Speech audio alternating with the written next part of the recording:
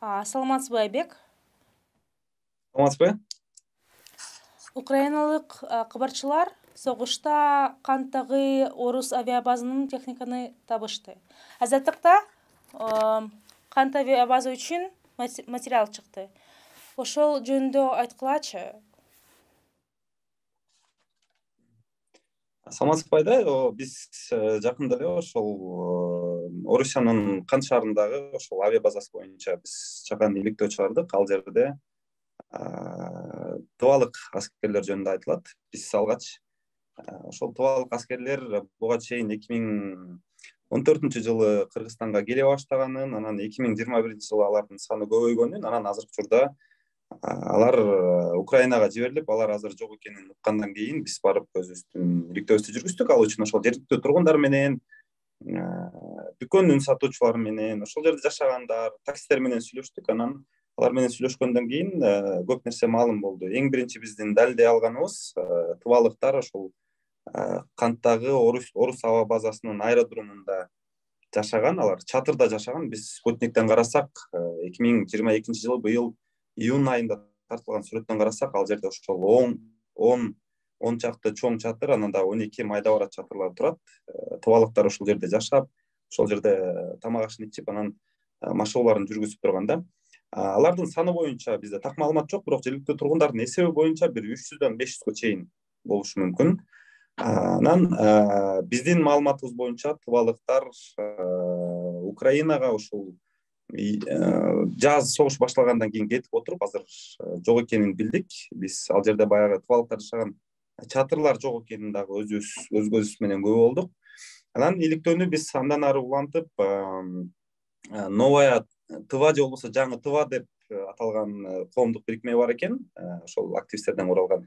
Алар менен сүйлөшкөнүбүздө дагы алар ошол Кыргызстан аркылуу Украинага барган тыбалыктарга согушка барбоого жардам берип, кээ бир документтер боюнча жардам бергенин биле алдык. Анан алар дагы ошол тыбалыктар Кыргызстан аркылуу Украинага согушка барганын, анан кайсы бир бөлүгү ошол жерден каза болгонун, кээ бирөө туткунга түшүп калганын бизге тастыктап беришти. Анан биз ошол эле учурда Кыргызстандан Украинага кетип, Украинадан каза болгон бир тыбалык жоокердин жубайы менен сүйлөштүк. Биз эми алардын коопсуздугу үчүн аты жөнүн атаган жокпуз, бирок алар менен сүйлөшкөнүбүздө ошол жолдошу өзүнүн эрки менен согушка барбагандыгын, ошол Кыргызстанга келип, Кант аба базасында кайсы бир убакытта жүрүп, андан кийин ошол жерден Украинага кетип, анан ал жактан көз жумганын айтып берди.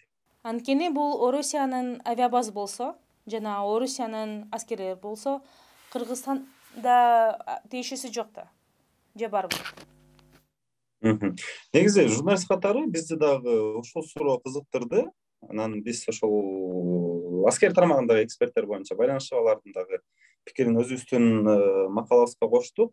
Анан мурдагы коргоо министринин мурдагы орун басары Мурат Бешенов менен сүйлөшкөнүбүздө, ал эң биринчи Кант аба базасынын негизги миссиясы катары бул ЖККнун аскерий жардам көрсөтүү жана ага мүчө өлкөлөрдүн ошо аба мейкиндигин коргоо экендигин түшүндүрдү. Анын айтымында бул база аркылуу, негизи идеалдуу түрдө болгондо, бул база аркылуу Украинага аскер жиберүү же болбосо техника жиберүү бул туура эмес деп айтты. Бирок ошол эле учурда анын сөзүнө караганда, Кыргызстан менен Орусиянын ортосунда түзүлгөн келишимге ылайык Кыргызстан тарап базага кирип, эч кандай бир текшерүүнү жүргүзүп, кимди жиберип атасыңар, эмне техника жиберип атасыңар же адамдарды жиберип атасыңар деп эч кандай текшере албайт экен да. Бул биз кол койгон келишимдин шарттары ушул болгон деп айтты. Анан келишим өзү эми кандайдыр бир деңгээлде Кыргызстанга пайдасыз болуп калган деп Мурат Бешенов өзүнүн пикирин билдирди. Биз дагы анын пикирин өзүбүздүн макалабызга жайгаштырдык. Кыргызстан үчүн кандай көркүнүчтөр бар? Биз деле ошол эми кандайдыр бир коркунуч деп өзүбүз бир айта албайбыз, бирок ошол эксперттер айтып атат, кандайдыр бир башка өлкөлөр Кыргызстан бийлигине, Кыргызстан өкмөтүнө кандайдыр бир өздөрүнүн терс пикирин билдириши мүмкүн, реакция жасашы мүмкүн деп билдирип атышат. Биз дагы бир белгилей кетүүчү нерсе, биз бул иликтөө жасап чыгарар алдында ошол Орусиянын Кыргызстандагы элчилигине кат аркылуу кайрылдык жана ошондой эле ошол кан таба базасында иштеген бир кызматкер менен дагы телефон аркылуу байланышып, жетекчилик менен бизди байланыштырып, ушул тубалык жоокерлер боюнча жана ошондой эле ушул кан таба базасынан адамдар Украинага согушка жөнөтүлүшү боюнча жооп алганга аракет кылдык, бирок бизге ошол эки тараптан тең эч кандай жооп келген жок. Бул Орусиянын базы болсо Кыргызстан эчтекени кыла албайт да, же кыла алатпы? Мен буга чейин айткандай, ошол биз эксперттер менен сүйлөшсөк, ортодо түзүлгөн келишим боюнча биз базанын ичинде эмне болуп атканын Кыргызстан тарап текшере албайт деп түшүндүрүштү. Чоң рахмат. Рахмат.